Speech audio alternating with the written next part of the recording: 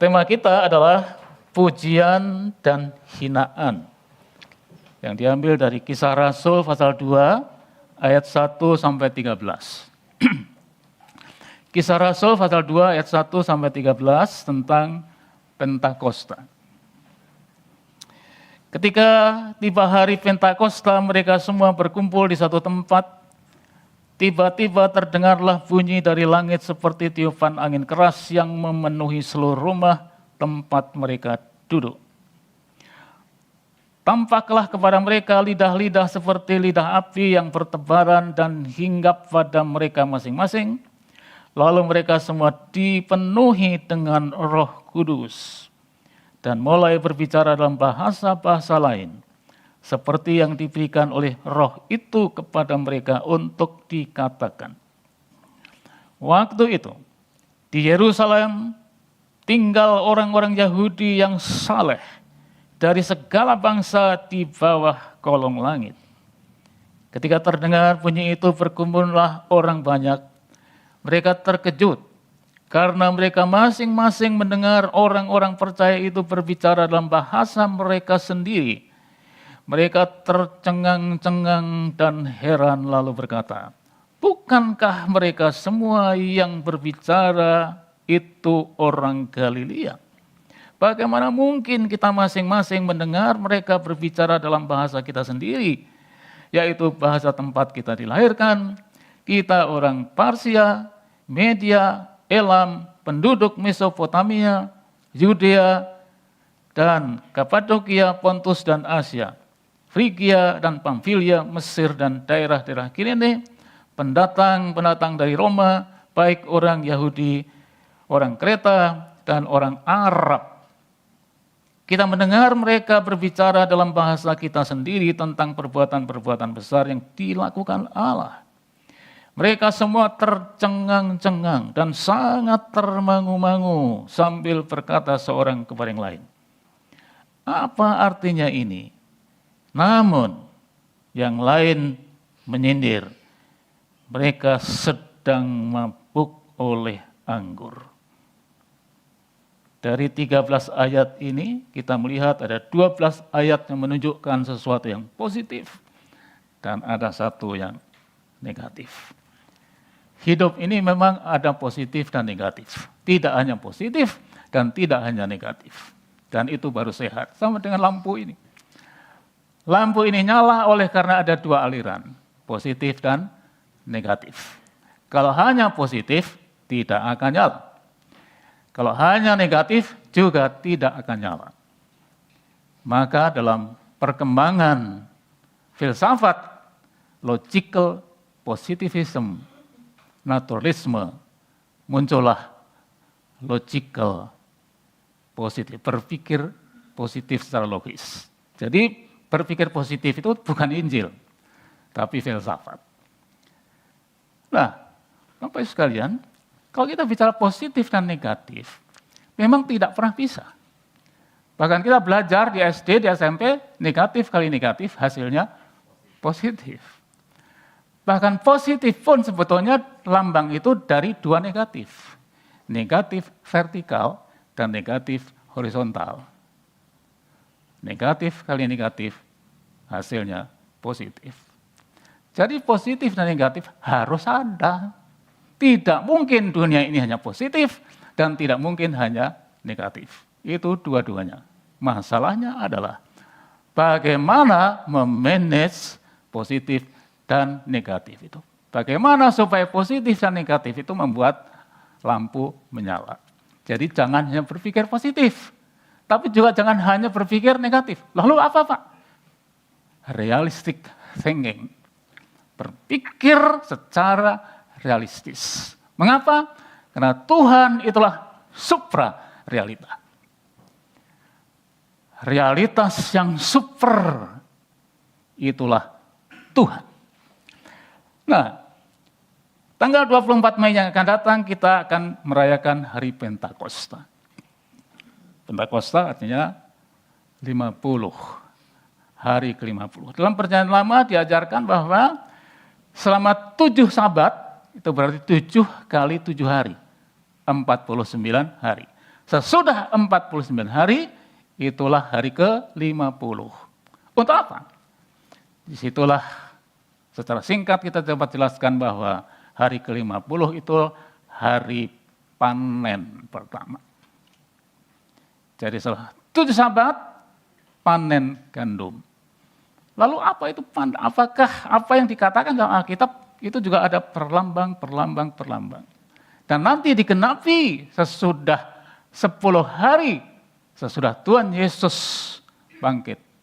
Ayat 40 hari dan 10 hari kemudian, itulah panen yang pertama. Bahwa pekerja di ladang Tuhan mulai memanen, panen jiwa-jiwa. Dan dalam bacaan kita ini paling sedikit ada 15 bangsa atau 15 latar belakang bahasa termasuk Arab. Saya ingin sedikit menegaskan Arab. Karena abad ketiga sebetulnya Injil dan bahasa Arab itu sudah ada. Jadi jangan heran kok kutipan-kutipan Injil, kutipan-kutipan tulisan Paulus juga diserap oleh orang Arab. Saya akan lanjutkan masalah itu, nanti saya digebuki di luar. Tapi itu fakta. Kita harus berbicara fakta dan data. Jangan asumsi. Asumsi itu tidak selalu tepat. Tapi harus berdasarkan data, fakta, historis. Nah itulah dunia. Positif, negatif. Itu dua-duanya ada. Lalu bagaimana kita memanage positif dan negatif? Nah, kalau tema kita ada pujian dan hinaan. Saya sudah 75 tahun. Saya sudah menikmati apa artinya dipuji dan apa artinya dikhianati. Sudah kenyang. Sudah. Apa artinya disukai dan apa dihindari. Apa artinya diingat dan apa artinya dilupakan. Sudah kenyang. Sudah. Ya, mungkin yang hadir di sini ada yang 80 tahun barangkali. Berapa? Belum ada. Sombong juga saya. Saya kepada mahasiswa, sebelum kalian lahir, biasanya orang tua gitu ya, saya sudah berdosa. Jadi sebelum kalian lahir, saya sudah berdosa. Negatif atau positif? Negatif. Positifnya, sebelum kalian lahir, saya sudah diampuni oleh Tuhan dan menikmati anugerah Tuhan 56 tahun yang lalu. Positif dan negatif. Jangan bilang, kamu baru lahir kemarin. Saya minggu lalu. Masa yang lahir minggu lalu dan yang malam kemarin sudah bisa ngomong. Tapi itu kan dosa senioritasnya. Kamu itu masih hijau. Saya sudah kuning, sebentar lagi gugur. Itu kan sombongan. Sombong itu kan bisa ke atas, bisa ke bawah kan. Ada hepatitis A, ada hepatitis B. Yang A itu sombong, kelihatan. Gayanya kelihatan sombong. Tapi cuma rendah diri, itu juga sombong. Hanya hepatitis B, hepatitis bawah. Yang ini hepatitis A. Jadi sombong itu lintas batas. Sombong itu agama apapun, suku apapun juga punya benih kesombongan. Benih kesombongan ya. Hanya sekarang mengembangkan kesombongan itu masing-masing orang berbeda. Tapi yang jelas punya benih kesombongan. Nah, kalau kita membaca ayat 1 sampai ayat 12 tadi, bahwa orang-orang yang Tuhan pakai ini, ya, yang berbicara dalam bahasa masing-masing orang yang hadir di Yerusalem itu, orang mana? Kalau kita membaca Kisah Rasul 1 ayat 8, tetapi kamu akan menerima kuasa kalau Roh Kudus turun ke atas kamu, dan kamu akan menjadi saksiku di Yerusalem, di seluruh Yudea, Samaria, dan sampai ke ujung bumi. Janji itu disampaikan kepada orang Galilea. Apa maksudnya? Orang Galilea itu orang Yahudi yang harusnya tinggal di Yehuda, di selatan, tapi ketika Herodas yang agung menempatkan orang-orang ini di Galilea. Dan Galilea itu bukan daerah orang Yahudi sebetulnya. Dan dalam dinamika masyarakat dan perkembangan sosiologis, Akhirnya orang Yahudi yang tinggal di selatan itu menganggap rendah, menganggap bodoh, menganggap tidak berpendidikan, dianggap tidak beragama, katakan begitu, yang tinggal di Galilea. Jadi orang selatan merasa lebih super daripada orang yang di Galilea. Galilea itu bukan hanya rendah secara sosiologis, tapi juga rendah secara geografis. Kurang lebih 200 meter di bawah permukaan laut. Seandainya Rusia atau Iran, yang lagi ramai kan Iran, mampu menjatuhkan bom balistik di pantai barat, itu Israel habis, tenggelam jadi laut. Kalau sekarang sampai sekarang aman-aman. Ya tentu ada yang menjaga. Ya. Tapi kemampuan militer sekarang sebenarnya bisa menghancurkan. Tapi hebatnya sekarang Israel justru membuat air laut menjadi air tawar. Sehingga tidak kekurangan air. Tapi oke lah, kita tidak bicara soal Israel. Nah, jadi janji Tuhan itu disampaikan kepada orang-orang rendahan. Orang-orang yang tidak punya potensi secara sosiologis, yang tidak potensi secara edukatif, pendidikan, tapi yang mendapat janji Tuhan. Akan berbicara di mana? Akan bersaksi di mana? Bersaksi ya. Jadi dalam bahasa Latin bersaksi itu protestatio. Dan orang yang protestatio itu disebut Protestan. Itu sebabnya orang Katolik menyebut itu Protestan. Kenapa? Bersaksi terus, bersaksi, maka disebut Protestan. Bukan protes loh ya. Bukan protes dalam bahasa Inggris, tapi ini bahasa Latin. Hanya keliru aja orang katakan, oh orang Protestan, protes terus. Nah itu karena asumsi, ya, bukan data dan fakta historis. Supaya kita juga, itu saya juga ingin meluruskan. Jangan kita mengatakan Protestan kerjanya protes. Bukan. Protestan karena protestatio, bahasa Latin. Bisa buka juga di kamus bahasa Latin, ada. Jadi orang yang bersaksi di pengadilan. Jadi orang Kristen itu bersaksi. Dan murid itu bersaksi di mana? Di mana bersaksi?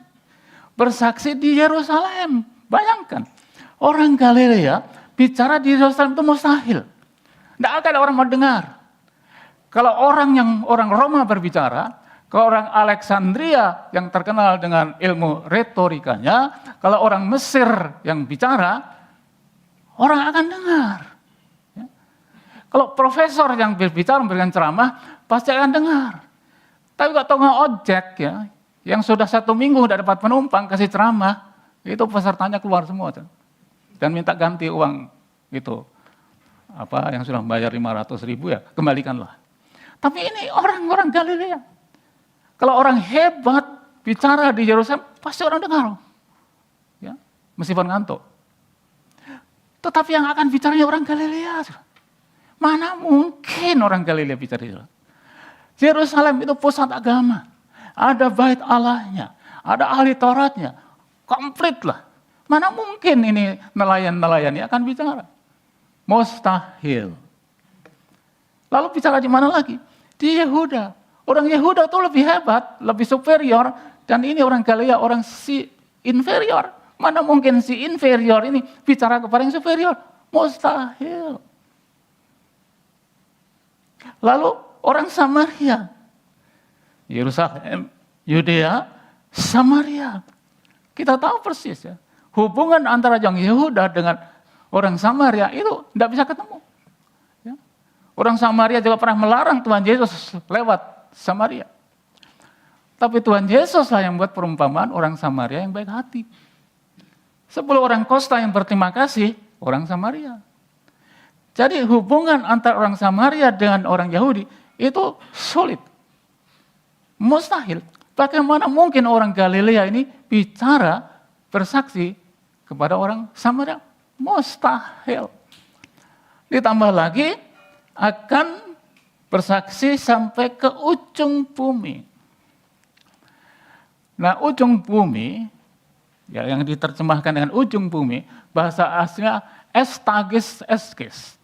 Jadi akhirnya akhir, kalau diterjemahkan bebas, akhir bumi. Jadi menjadi saksi di akhir bumi, bukan hanya secara geografis, tetapi dari segi waktu. Jadi Injil itu seakan bagaimanapun tetap disaksikan sampai akhir waktunya bumi. Sampai Tuhan Yesus datang kembali. Biarpun ada peraturan pemerintah, biarpun orang dipersulit untuk mendirikan gereja, Injil akan tetap diberitakan. Saya tidak tahu persis, tapi saya mendapat informasi bahwa di Iran sekarang ini jutaan orang bertobat. Di beberapa wilayah sekarang juga terjadi revival. Ya, kalau saya sebutkan di Indonesia, sebetulnya ada daerah tertentu yang kalau saya sebutkan pasti akan kaget, Bapak sekalian. Ada ustadz-ustadz yang saya mau ingin dan belajar Alkitab. Tapi sejauh mana gereja peka terhadap revival? Peka terhadap karya Roh Kudus di daerah-daerah tertentu. Yang mustahil itu. Nah, apa yang terjadi pada hari Pentakosta itu? Semua orang terheran-heran. Karena itu, apa artinya dalam kalimat yang firman Tuhan mengatakan, bukankah mereka semua yang berbicara itu orang Galilea? Bukankah mereka itu orang Galilea? Mana mungkin mereka bicara bahasa kita? Jadi di dalam karya Tuhan di hari Pentakosta itu, pada hari panen jiwa-jiwa yang pertama itu, yang mustahil menjadi nyata. Saya rasa kalau kita mau jujur dan bersaksi dalam perjalanan hidup rohani kita, banyak hal yang sebetulnya mustahil.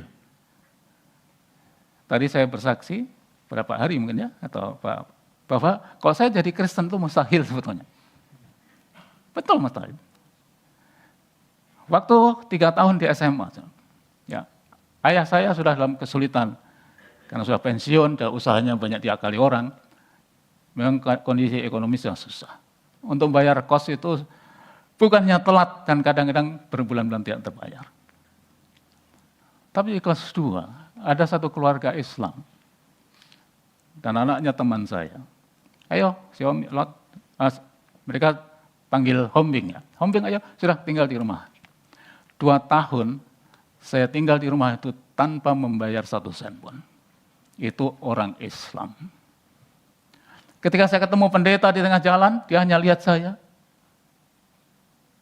Dia sudah tahu saya tidak pernah ke gereja, dia tidak panggil saya. Tapi dia buang muka, lihat saya. Teman-teman Kristen di sekolah saya suka menghina, kamu itu Kristen, tidak pernah ke gereja. Memang tidak pernah ke gereja. 3 tahun saya tidak ke gereja. Ngapain saya ke gereja?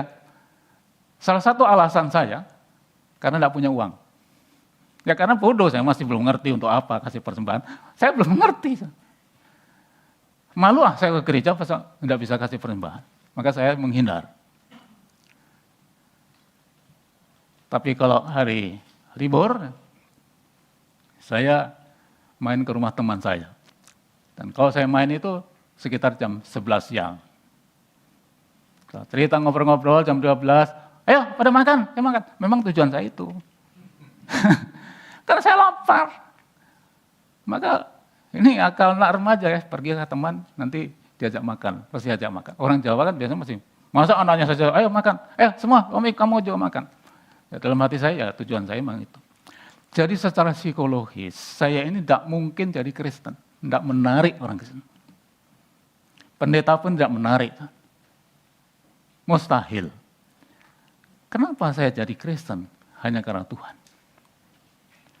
Karena pekerjaan Roh Kuduslah yang memungkinkan saya bertobat, saya mendapat panggilan Tuhan, dan saya menyerahkan diri untuk melayani Tuhan.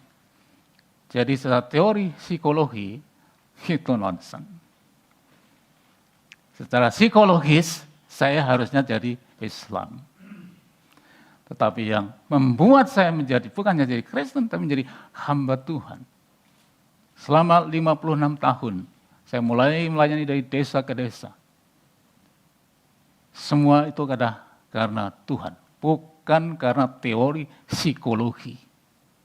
Bukan karena dampak psikologis. Karena dalam pengalaman hidup saya, mustahil saya jadi Kristen. Nah di sini kita juga belajar. Siapa itu Petrus? Ketika Tuhan Yesus bertanya kepada Petrus 3 kali di dalam Yohanes pasal 21, masih ingat ya? Apakah engkau mengasihi aku? Kemudian Yesus katakan, gembalakanlah domba-dombaku. Sampai hari ini kita digembalakan oleh Petrus. Bacalah surat 1-2 Petrus sebagai surat penggembalaan. Karena untuk keluar dari mulut sang firman, gembalakanlah domba-domba. Sudah berabad-abad, bermiljard-miljard jiwa digembalakan oleh Petrus. Melalui suratnya yang saya harap semua sudah membaca surat 1 Petrus, 2 Petrus.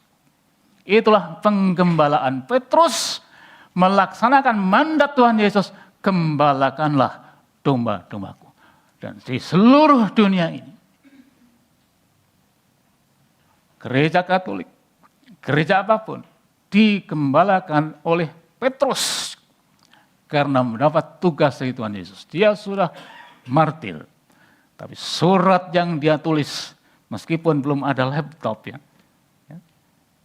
belum ada WhatsApp, belum ada internet, tapi seluruh dunia digembalakan oleh Petrus. Mungkin satu saat perlu kita belajar surat 1-2 Petrus. Sebagai pelaksanaan firman Tuhan Yesus, gembalakanlah domba-dombaku. Dan itu terlaksana karena keluar dari mulut sang firman. Sampai Tuhan Yesus datang, bermiljard-miljard orang digembalakan oleh Petrus. Kalau Petrus dan kawan-kawannya dulu sebelum sungguh-sungguh dipenuhi oleh Roh Tuhan dan gagal satu malam cari ikan, jalannya hampir koyak, perahunya hampir tenggelam. Tetapi sesudah Yesus bangkit, sesudah Yesus memberikan mandat, amanat yang jelas, satu malam mereka juga tidak mendapatkan ikan. Tapi dengan 153 ekor ikan yang berat itu, yang sama-sama juga dilemparkan ke sebelah kanan, jalannya tidak rusak. Kenapa sekarang ini banyak yang jalannya rusak? Sejak perpecahan gereja barat dan gereja timur, jalannya rusak. Muncullah reformasi di abad 16 karena jalannya rusak. Kenapa banyak gereja-gereja pecah? Karena jalannya rusak. Dan berbulan-bulan saya merenungkan firman Tuhan. Kenapa jalannya tidak rusak? Karena mendengar firman sang firman. Kenapa jalannya rusak? Karena egoisme manusia. Karena dosa senioritas. Dan bermacam-macam kepentingan membuat jalannya rusak. Gereja pecah-pecah. Itu jalannya rusak. Dan saya rasa ini suatu revival yang harus kembali kepada Tuhan supaya doa Tuhan Yesus supaya mereka menjadi satu. Tidak rasis, tidak pilih kasih, tidak egois. Kalau karya Roh Kudus yang mempersatukan itu. Kemudian kalau kita membaca ayat 7 tadi dan kemudian ayat 13 sesuai dengan tema kita. Yang lain menyindir mereka sedang mabuk oleh anggur. Soal hinaan, soal ejekan, ya itu memang dunia kita. Kadang-kadang sekarang ini dengan media sosial yang begitu padat informasinya. Kadang-kadang kita membaca postingan-postingan yang menghina Kristus. Masa Tuhan berdarah? Hehehe. Itu kan ejekan. Masa Tuhan kok bisa mati?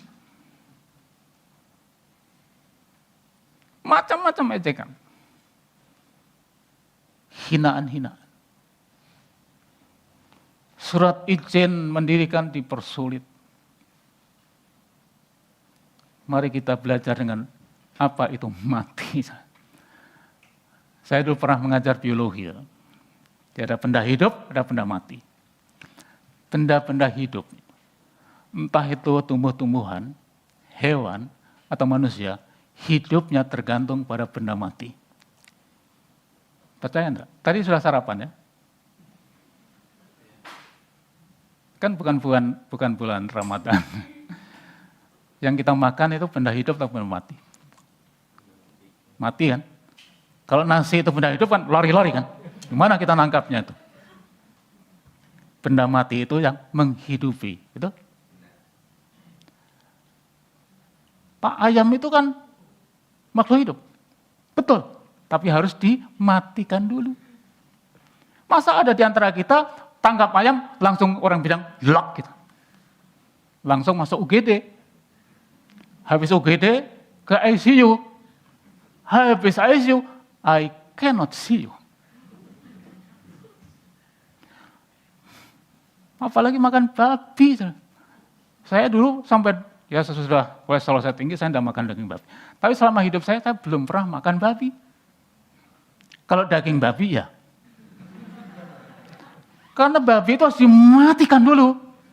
Ya, entah dipanggang, entah disaksang, entah diapakan lah. Ya. Jadi yang hidup pun harus dimatikan dulu supaya menghidupi. Betul? Jangan diaminkan ya, betul aja. Udara, benda mati. Jadi benda-benda mati itu kontribusinya besar untuk hidup. Tetapi, nah ini ada tetapinya. Hidup ini bios. Yang ada jangka waktunya. Dan satu kali lagi nanti mati. Ya, benda-benda mati itu berkontribusi untuk kehidupan kita, tapi ada jangka waktunya. Ada yang 80 tahun, Musa 120 tahun, ya, dan sebagainya. Tapi ada batas waktunya.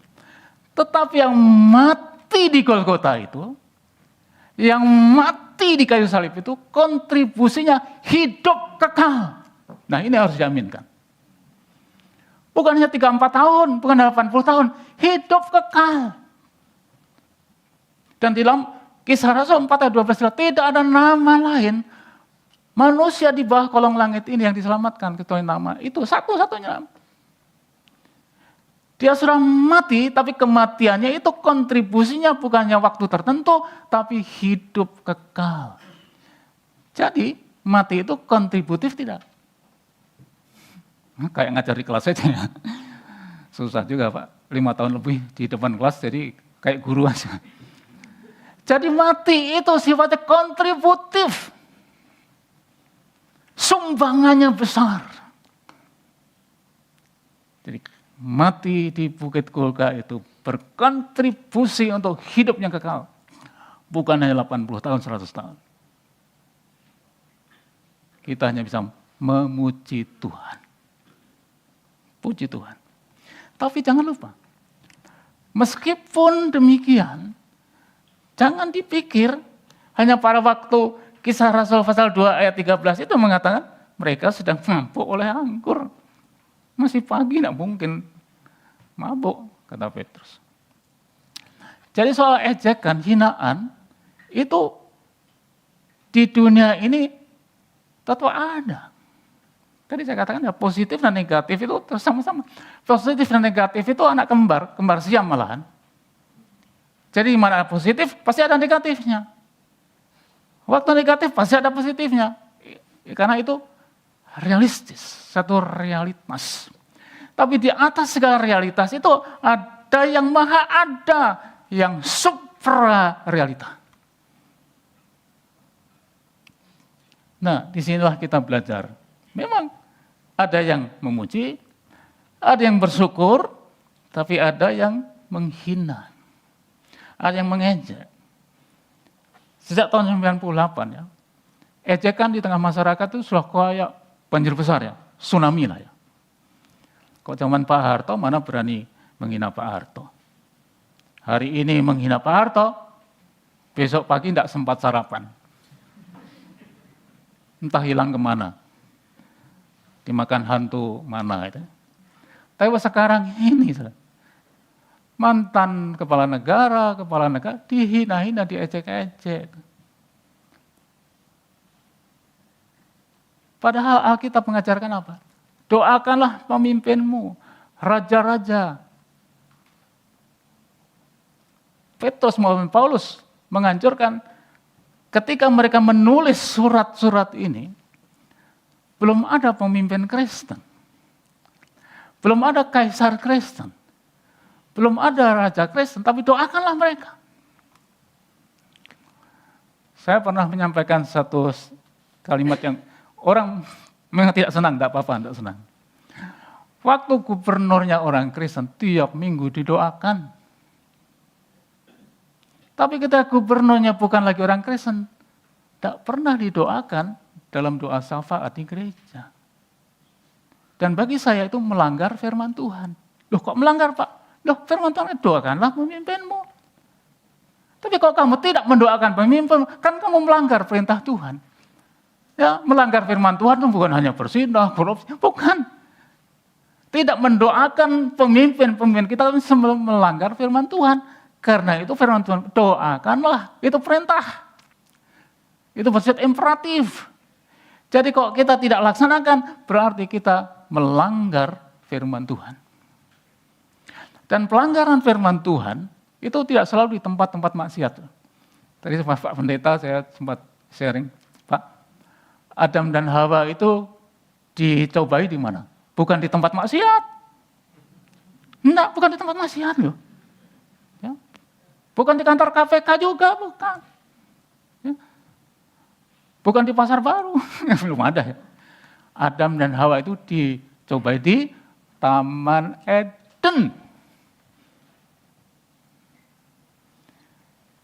Bulan Maret yang lalu saya khotbah di gereja. Jangan dipikir setan tidak mengganggu di sini, saya bilang. Ya bisa datang melalui Facebook, bisa datang melalui HP-mu, bisa datang melalui pikiranmu, dan seterusnya. Jangankan kita, saudara. Adam dan Hawa pun digoda oleh iblis di Taman Eden, bukan di tempat maksiat. Setan itu punya intelijen ibaratnya. Mana-mana. Nah, di sini kita belajar untuk selalu terikat.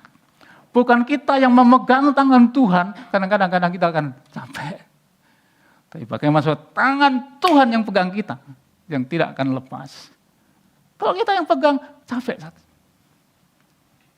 Dan disitulah kita membutuhkan kehadiran Tuhan. Immanuel itu, baik dalam menghadapi pujian, maupun menghadapi ejekan. Kalau kita makan manis-manis terus, lama-lama diabetes. Kalau kita makan yang asin-asin terus, lama-lama darah tinggi. Kalau zaman dulu ada 4 sehat, 5 sempurna. Kalau sekarang 4 sehat, 3 terpaksa. Ya, makanan pun juga sebetulnya ada akurannya, ada takarannya. Takarannya cukup. Wah Pak, mana mungkin hidup ini cukup, tidak ada cukupnya. Punya 100.000, minta 100 juta. Sudah punya 100 juta, pengen sekian miliar. Sudah pengen sekian miliar, membabat hutan, supaya mendapatkan sekian triliun. Tidak akan habis-habisnya. Langit, bumi, segala isinya pun tidak cukup. Itulah keinginan. Tapi kalau kehendak, kalau kebutuhan, itu ada batasnya. Sekaya-kayanya orang, sepintar-pintarnya orang, tidak mungkin makan 10 piring 10 kali satu hari. Masuk UGD. Coba. Kalau tidak percaya bisa coba. Percaya saja ya. Ada batasnya. Ada waktunya. Jadi namanya terbatas. Itu menyelamatkan. Tidak terbatas itu menghancurkan. Memang sudah ada pesawat dengan kecepatan suara, tapi terbatas. Kalau pesawat itu sampai kecepatan cahaya, hancur lebur menjadi proton-proton dan neutron-neutron. Tidak mungkin, cahaya pun terbatas. Jadi ada batasnya. Jadi perusahaan bis yang terus kecepatan terbatas, itu betul.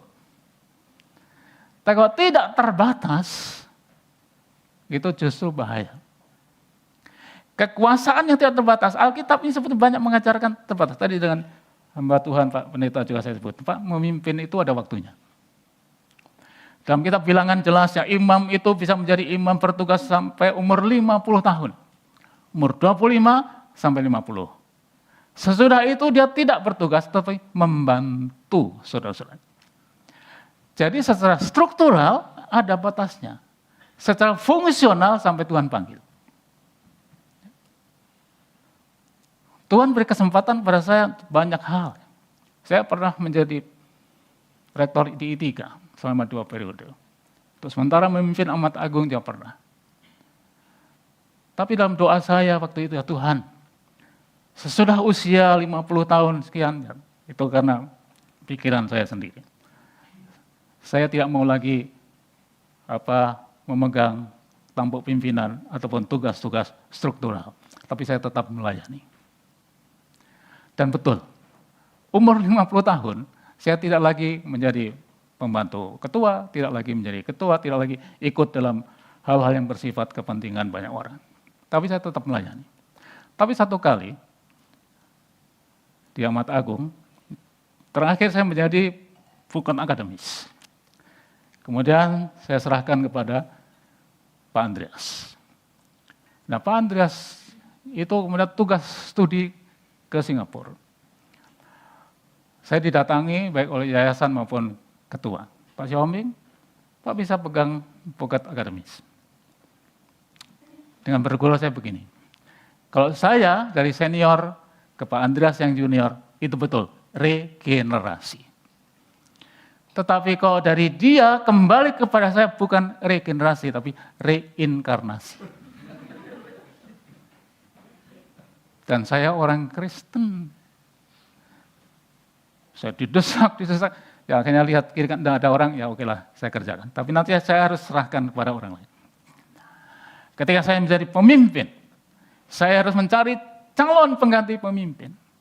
Karena itu ajaran Alkitab. Tapi banyak orang pemimpin tidak mau berhenti. Kenapa? Remnya blong. Tidak bisa ganti gigi ya. Sudah gigi 4 terus. Padahal gigi 4 terus itu bahaya. Saya 50-an tahun bawa mobil.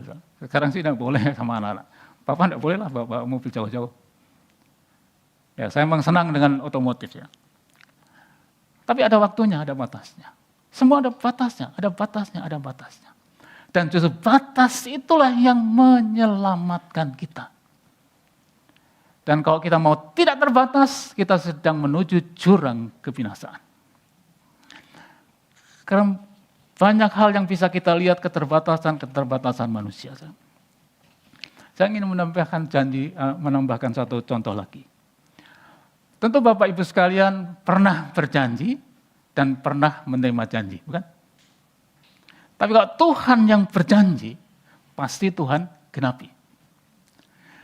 Tetapi dalam pengalaman hidup manusia, antara janji dan realisasi itu ada jurang yang dalam.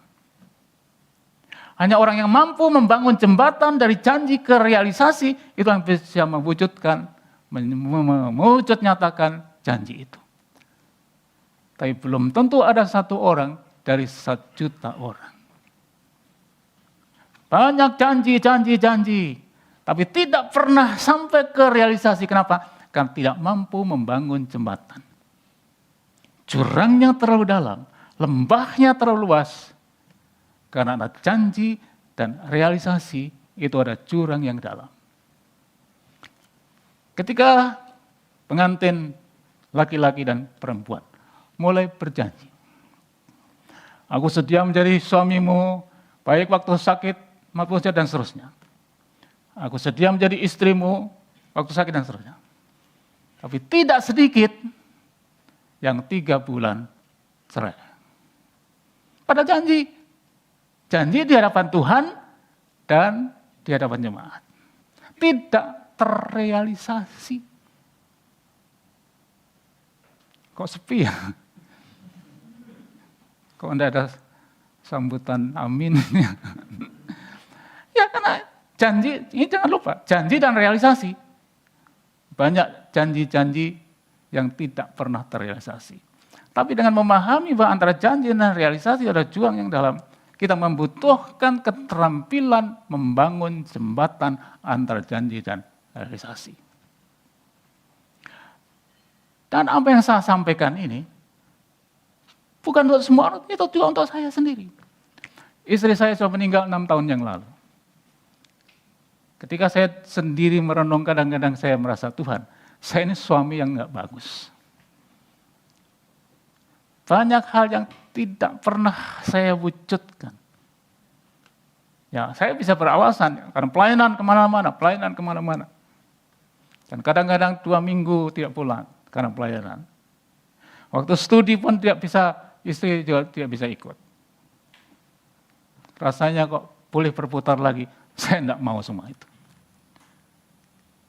Dan ketika ibu 3 tahun sakit, baru disitulah saya merasa betapa saya bukan suami yang baik.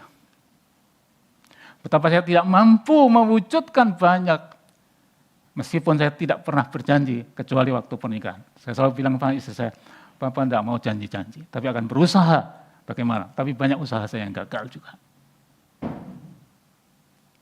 Kalau Paulus mengatakan dalam 1 Timotius 1 ayat 15, akulah orang paling berdosa. Dan saya di hadapan Tuhan yang mengatakan, saya suami yang paling jelek di seluruh dunia. Meskipun dengan alasan macam-macam, tapi paling tidak bertanggung jawab. Tidak mampu membahagiakan. Dan yang bisa saya lakukan sekarang hanya hal-hal yang terlalu simpel, misalnya, saya tidak mau lagi memperpanjang paspor. Ketika saya pensiun, saya berjanji, bukan berjanji ya, katakan kepada istri, Ma, nanti Papa sudah meditasi, ya, ada tabungan cukup, marilah sekali-sekali kita keluar negeri. Saya belum pernah mengajak istri saya ke luar negeri. Ke Singapura pun belum pernah. Kok saya pergi ke luar negeri karena pelayanan dan tidak bawa istri. Maka paspor saya itu penting dan saya tidak mau memperpanjang. Untuk apa saya keluar negeri? Saya sudah berusaha untuk suatu saat ajak istri. Tapi justru 3 tahun terakhir kena kanker. Dan justru disitulah apa artinya pada waktu sakit atau waktu sehat. Tapi saya tetap ada rasa salah yang sepertinya tidak mungkin saya perbaiki lagi. Ya sudah tidak ada. Karena itu yang masih punya pasangan, baik-baiklah. Kalau ada kesalahan, selesaikanlah. Minta pengampunan dari Tuhan, supaya anugerah Tuhan untuk masuk dalam kehidupan suami istri yang masih komplit sekarang ini. Jangan sampai nanti menyesal seperti saya. Saya tidak bisa hanya untuk, ya Pak, kalau tidak ke Singapura ya Timur-Timur kan sudah luar negeri lah ya. Tidak, saudara. Sehingga paspor saya tidak mau lagi untuk apa saya keluar negeri. Sehingga waktu saya diminta ke Jepang, enggak. Itu hanya sebagai apa? Membayar hutang yang sebetulnya tidak lunas. Itu tidak lunas dan tidak bisa kembali. Karena itu saya selalu ingatkan suami istri senyampang masih komplit. Kalau ada kesalahan sebelum matahari terbenam, selesaikanlah. Dan itu komitmen kami juga. Kalau saya sudah diam, istri saya sudah tahu ada sesuatu.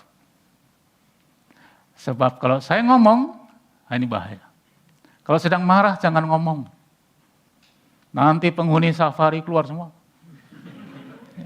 Nanti yang dianggap halal di Medan itu muncul. Kalau saya sebenarnya senang dengan babi. Meskipun saya tidak bisa segemuk babi. Ya. Tapi babi itu bagi saya sebagai guru. Kok bisa, Pak? Begini ceritanya. Babi itu kok sudah lurus. Saya belum pernah melihat dan mendengar cerita babi bisa siksa. Artinya apa? Konsistensi. Jadi babi adalah binatang yang paling konsisten. Jadi penggemar makan daging babi, jadilah orang yang konsisten. Jangan yang suka belok sana, belok sini, kayak pengendara motor di Jakarta. Itulah kehebatan babi. Anjing juga saya suka. Anjing kamu. Padahal anjing itu bagi saya binatang yang setia. Yang selalu ingat tuannya. Yang selalu ingat siapa yang kasih makan. Manusia kadang lupa siapa yang kasih makan. Saya banyak diteror sana sini tuh orang-orang yang dulu saya perjuangkan. Tapi anjing belum pernah mengkhianati saya meskipun dia tidak bisa bahasa Indonesia. Tapi saya bisa tahu bahasa anjing. Bapak itu juga tahu. Tahu enggak bahasa anjing? Tahu ya? Kalau anjing itu ekornya, itu anjing itu senang. Tapi kalau ekornya ditaruh di belakang dan giginya keluar, dia marah. Dan anjing itu peka. Orang yang jahat dan orang yang baik. Ya, sekarang saya tidak pelihara anjing, karena anjing ada tetangga yang tidak suka anjing. Itu di gang perempatan itu. Kalau saya sudah pulang, itu anjing saya tunggu di perempatan itu. So ekornya suka kifat-kifat. Ini anjing klakson mobil, bunyi mobil penhafal. Mahasiswa belum tentu. Berbahagialah menjadi ya. Jadi kita banyak belajar dari binatang. Belajar tidak harus ke profesor yang botak-botak. Anjing pun bisa jadi guru. Babi pun bisa jadi guru. Bahkan semut pun bisa. Belajarlah kepada pemalas, semut. Gitu. Oh gitu ya. Bagus. Belajarlah kepada pemalas, belajarlah kepada semut. Ada semut punya gelar S3, tidak ada. Profesor, doktor, semut. Tidak ada. Manusia hanya semutan bisa. Nah, jadi sebetulnya seluruh ciptaan Allah itu sebenarnya kita bisa belajar. Karena Amsal 1 ayat 7 apa? Takut akan Allah. Itu permulaan hikmat dan pengetahuan. Kalau kita belajar bahasa Ibrani, ya, ini Alef ya. Ini ada 3 unsur. Ada 3 unsur. Unsur udara, unsur air, dan unsur tanah. Baru 1 huruf. Dalam huruf Yunani, huruf Ibrani. Jadi orang Ibrani itu sudah belajar, diajar oleh Tuhan, hidup itu tergantung dari 3 unsur itu. Udara, air, dan tanah. Orang tidak mungkin hidup tanpa ketiga unsur itu. Apalagi terbuat dari tanah. Kalau Hawa bukan dari tanah ya. Betul kan? Ya, dari bahagian Adam. Ya. Jadi yang dari tanah itu laki-laki. Sedangkan wanita diambil dari bahagian laki-laki. Karena itu keduanya menjadi satu. Tanah. Kita tidak mungkin tanpa tanah. Kita makan minum sumbernya dari tanah. Tumbuh-tumbuhan. Tanah yang kita lihat itu ternyata memberi kehidupan. Ya tadi kita sudah bicara soal mati. Air. Kita tidak mungkin tanpa air. Dan udara. Jadi dari 1 huruf saja, itu semua mengajarkan filosofi yang sangat dalam. Dan itu semua karena Tuhan yang berfirman dalam bahasa Ibrani. Kita bukan hanya bicara soal, tapi huruf-huruf pun bisa kita pelajari. Dan disitulah kita mengerti dan belajar. Semakin kita takut akan Allah, Tuhan akan memberikan pengetahuan. Tuhan memberikan pengetahuan. Tuhan tidak pernah membuat bodoh, saudara. Hanya orang bodoh yang mengatakan, Tuhan kok berdarah dan darahnya tercurah. 1 kali nanti akan bertobat, saudara. Karena belum mengerti. juga bekas pemimpin mengatakan, orang Kristen juga kalau membunuh orang Islam itu mati syahid. Sekarang lagi rame ya di medsos. Ya, saya juga bisa komentar dengan mempermainkan namanya, tapi sudahlah, ini kan di mimbar. Nah, itulah saudara, karena tidak mengenal Tuhan. Jadi seenaknya saya bicara tentang memang Tuhan itu seperti belajar Matius 2x24, tidak sesimpel itu. Tuhan itu pencipta langit, bumi, dan segala isinya. Ketika Tuhan menciptakan segala sesuatu, itu dalam kesenyapan.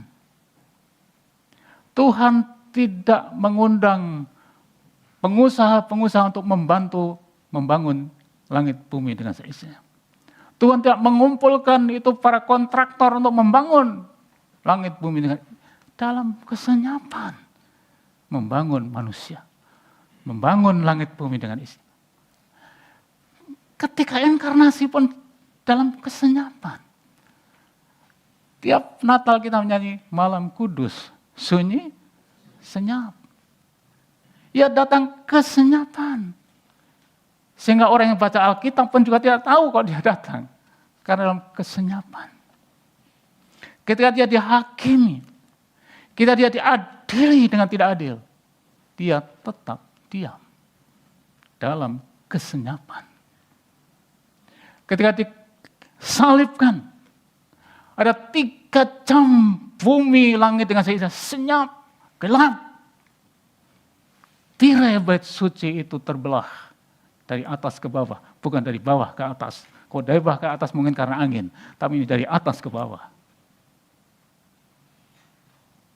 Ketika dia bangkit, tidak ada sambutan massa. Sorak-sorak, Yesus bangkit. Gitu ya. Semua bawa bendera masing-masing bangsa. Yesus bangkit, Yesus bangkit. Tidak. Dengan mercon, ya, kembang api, Yesus bangkit. Tidak.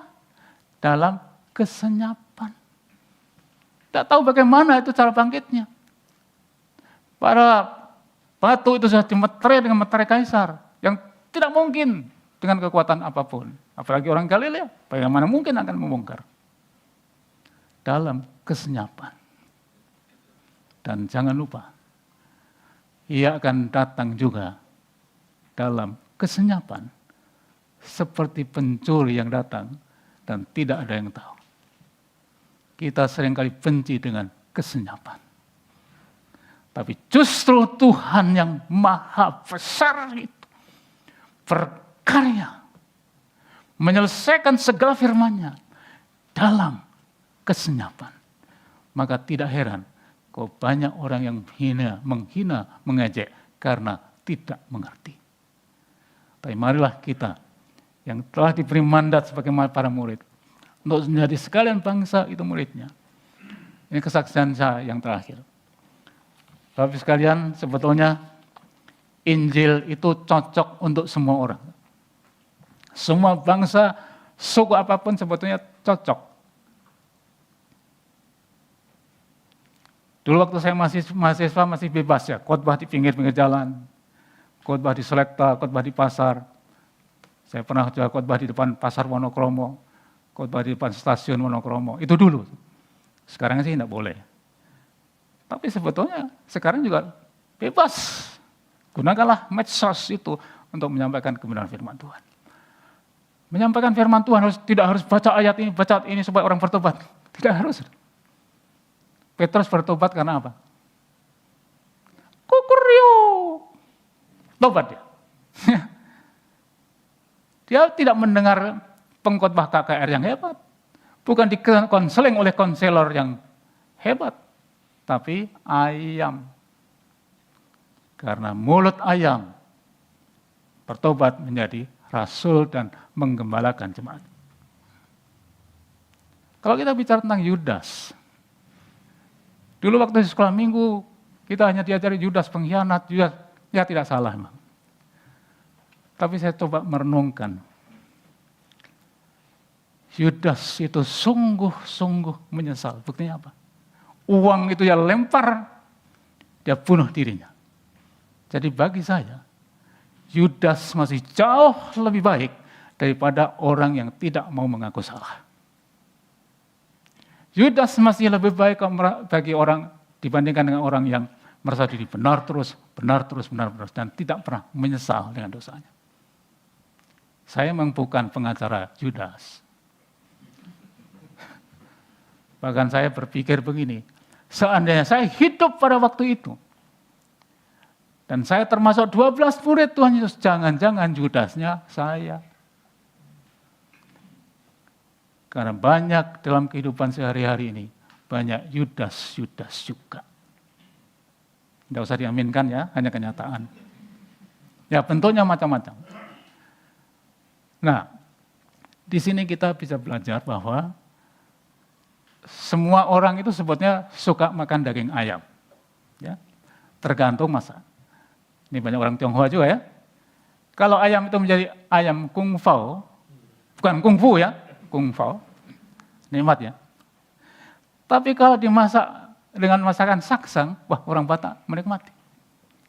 Kalau dirica-rica, wah orang Manado menikmati.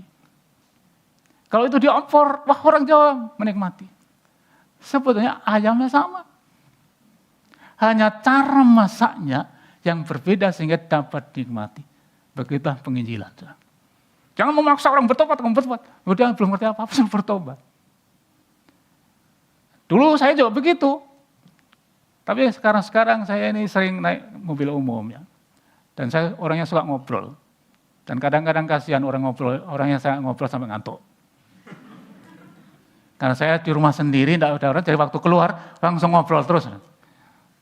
Itu kayak melampiaskan itu ya. Ya namanya manusia itu gitu. Nah saya naik taksi, saya selalu ngobrol dengan sopir. Pak dari mana, siapa namanya. Dan kalau sopirnya itu dari Bengkulu, dari Palembang, atau dari Kalimantan, di mana tuh. Saya cerita tentang desa-desa di mana dia itu tinggal dulu. Wah, Bapak kok kenal desa saya? Wah itu mertua saya di situ. Waduh, ini mau saya kena. Nah di situ saya mulai bicara tentang keadilan, tentang politik, tentang kebenaran. Dan biasanya kok sudah turunkan saya di depan rumah, Pak, terima kasih saya dapat ilmu baru. Kenapa? Tidak usah bilang dia bertobat, jangan. Yang penting saya sudah menabur. Saya sudah kasih opor karena dia orang Jawa. Saya sudah kasih rica-rica karena dia orang Manado. Saya kasih ayam kung pao karena orang Tionghoa. Dan dinikmati. Dan itulah sebabnya Yesus katakan, cerdik seperti ular, tulus seperti merpati. Jangan cerdik seperti ular, titik. Jangan tulus seperti merpati, kelihatannya blow on. Jadi dua-duanya itu ya, cerdik seperti ular, harus berpikir. Dan itu sebetulnya juga melatih pikiran kita. Tuhan itu pencipta otak kita, pencipta perasaan kita, pencipta segala apa yang kita miliki. Dan marilah kita olah bersama dengan tukang masak yang maha hebat itu. Supaya dinikmati oleh semua bangsa. Mari kita berdoa.